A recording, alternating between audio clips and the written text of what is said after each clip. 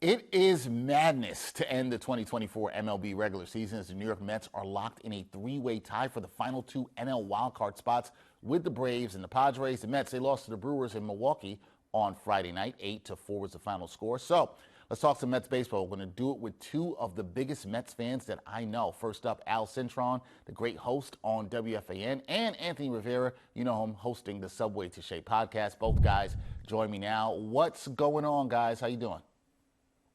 Man, what a Hanging difference in. 5 days makes, right? Yeah, what a difference 5 days makes. Indeed, Anthony, the last time I talked to you, you were very positive. You were full of hope. You were looking forward to the Braves series, and then two of those games got taken away from us due to the hurricane. We'll get to all that later. Al, you're doing fine. Are you still positive with the Mets?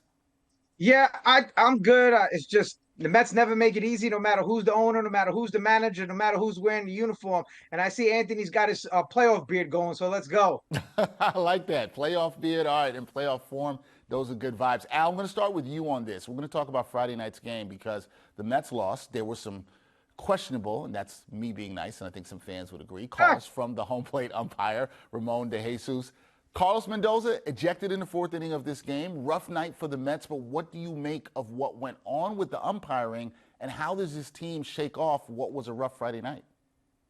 Well, you mean Ramon the Jabroni, because as the Iron Sheik would say, the Bubba Jabroni, he just couldn't keep his nose out of the business. This is playoff baseball right now. And this guy's had an issue with the Mets before. Remember when this guy had his meltdown before Lopez when he threw his glove in the crowd? He got into it with Ramon de Jabroni, umpire, who is very confrontational. And last night, it felt like the Mets were playing the Brewers and the home plate umpire, and it just wasn't a good look. Listen, umpires need to be consistent. This guy was inconsistent. He wasn't giving Minaya the high strike, and after the grand slams to the Mets' new daddy, Reese Hoskins, then he was getting a high strike. But by then, it was too late.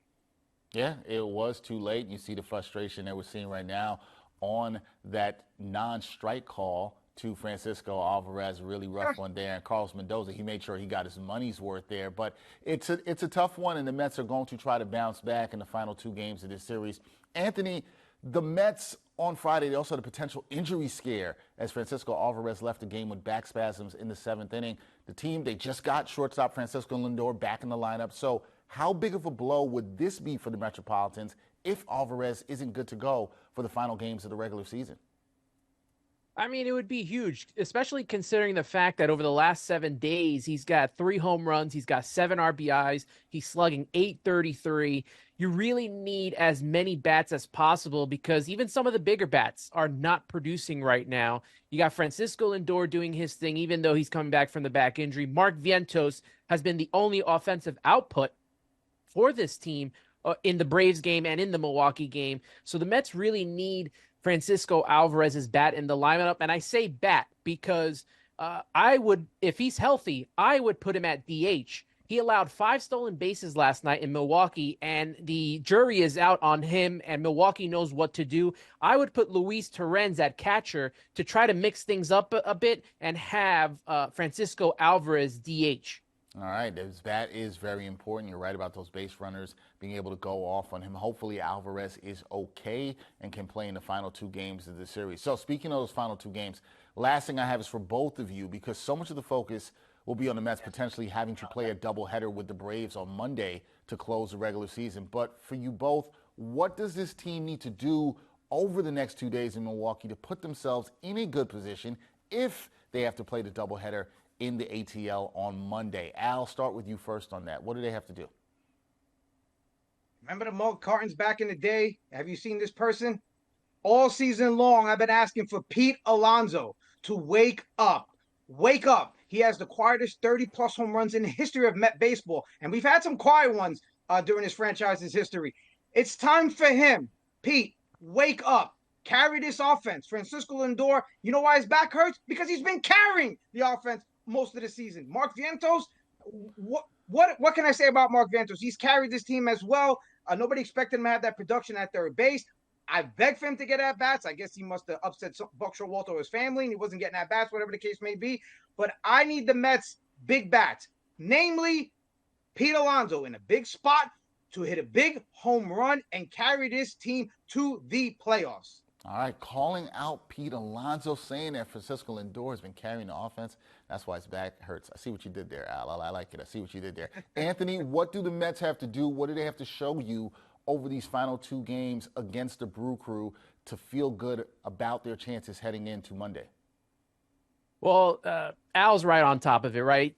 Wakey, wakey, Alonso, we need you here. I don't care what has happened the entire season with Alonso, with runners in scoring position.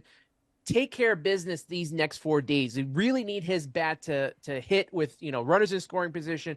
Also, it might be time to sit JD Martinez the rest of the year. He has not been the same. Jesse Winker's had a tough September. I know Brandon Nimmo has been a little bit better, especially during that homestand, so I give him a little break, but we need him as well.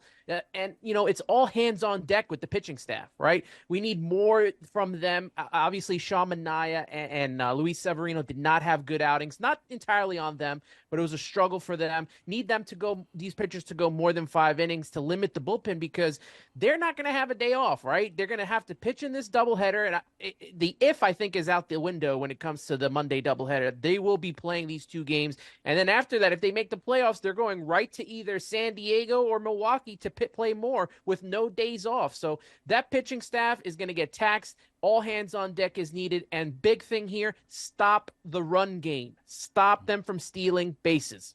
We will see if the Mets are able to do that, have to take care of business in Milwaukee over the next 2 days. That is Al Cintron, hoping that Pete Alonso steps up. You can hear him on WFAN doing a great job hosting there. And my guy, Anthony Rivera, the host of the Subway to Shea podcast.